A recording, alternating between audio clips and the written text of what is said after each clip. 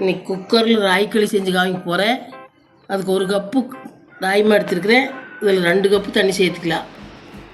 1 cup சேர்த்து கரைச்சிக்கலாம். ராகிமாவை 2 cup தண்ணியில் 1 cup தண்ணி இப்படி மாவு கொட்டி கரைச்சிக்குங்க.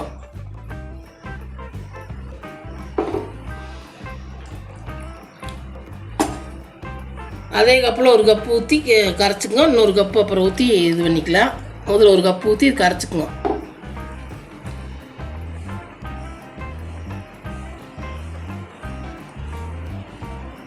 இப்படி கட்டிலாம் நல்லா கரைச்சிக்குங்க. இந்த அளவு கட்டிலாம் அதை கரைச்சிக்குங்க. இன்னொரு கப்பு ஊற்றி தண்ணி காய வச்சுக்கலாம். இப்படி கரைச்சி ஒரு பக்கம் வச்சுருங்க.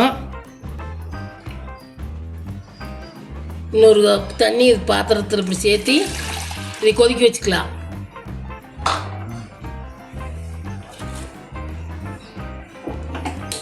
அடுப்பத்தை வச்சு இது கொதிக்கிட்டு கரைச்சி வச்ச மாவு அதில் சேர்த்திக்கலாம். தண்ணி முதல் கொதிக்கிட்டு தண்ணி இந்த மாதிரி கொதிச்சதுக்கப்புறம் கொஞ்சம் அடுப்பு சிம்மில் வச்சுட்டு இது கொஞ்சம் கொஞ்சமாக ஊற்றி கிளறிக்கலாம்.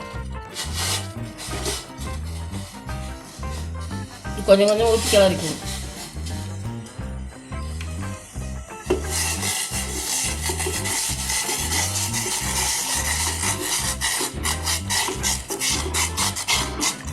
சிம்மில் வச்சுக்கோங்க. அடுப்பை நல்லா அப்படி கையோட அது கிளறிக்கிங்களே கட்டி ஆயிரு.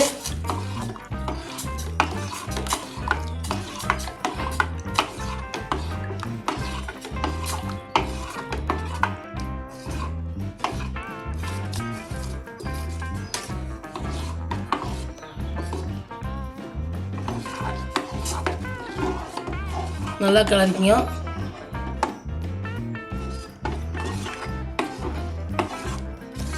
கொஞ்சம் கெட்டியாக வரைக்கும் இந்த மாதிரி வச்சு கிளறிக்கிங்க. இந்த மாதிரி கிளறிட்டே இருங்க. நல்லா கல்லாட்டா வரைக்கும் கிளறுங்க.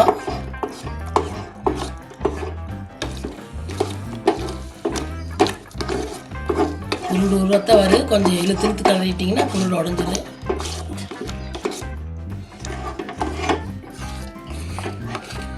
இந்தளவுக்கு கெட்டியாக அளவுக்கு கிளறிக்கிங்க. நீ எல்லாம் அடுப்பு ஆஃப் பண்ணிவிட்டு தொடச்சி குக்கரில் வச்சுக்கலாம். ஒரு தண்ணி வச்சு எல்லாம் தொடச்சின்னு சுற்றியுமே அப்புறம் குக்கரில் வச்சுக்கலாம். அடுப்பு ஆஃப் பண்ணிக்கலாம்.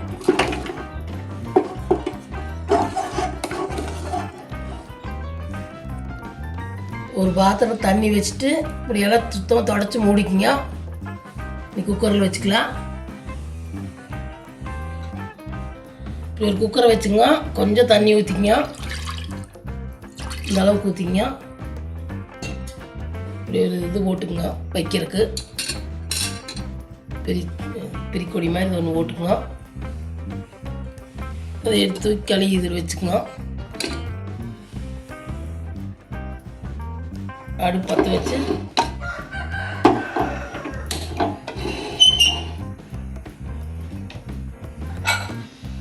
ஒரு 5 விசில் விட்டுக்கலாம். குக்கர் மூடி போட்டு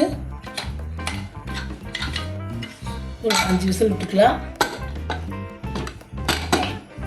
5 விசில் வந்ததும் பார்க்கலாம்.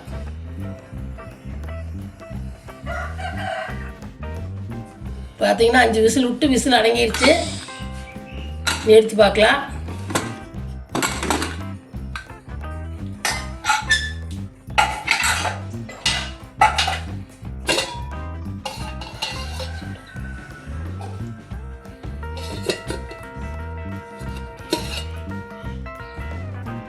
பார்த்தீங்கன்னா சூப்பராக களி வந்திருக்குது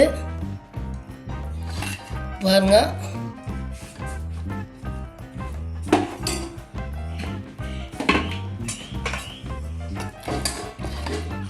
சூப்பராக வந்திருக்குது. எடுத்துக்கலாம்.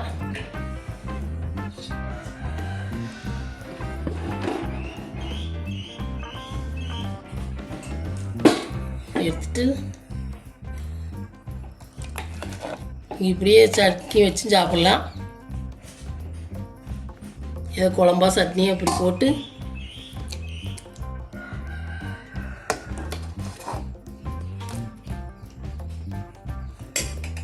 தண்ணி தொட்டிக்குவோம்.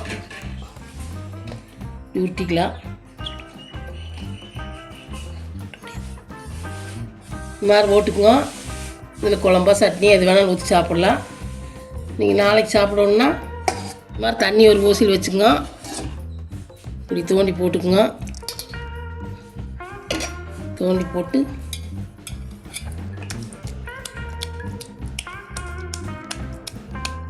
இப்படி உருண்டை குடிச்சு நாளைக்கு குடிச்சிங்கன்னா மோர் ஊற்றி சின்ன வெங்காயம் கடிச்சு சூப்பராக இருக்குது. தெரியாது இப்படி குக்கரில் செஞ்சு பாருங்க, சூப்பராக வரும்.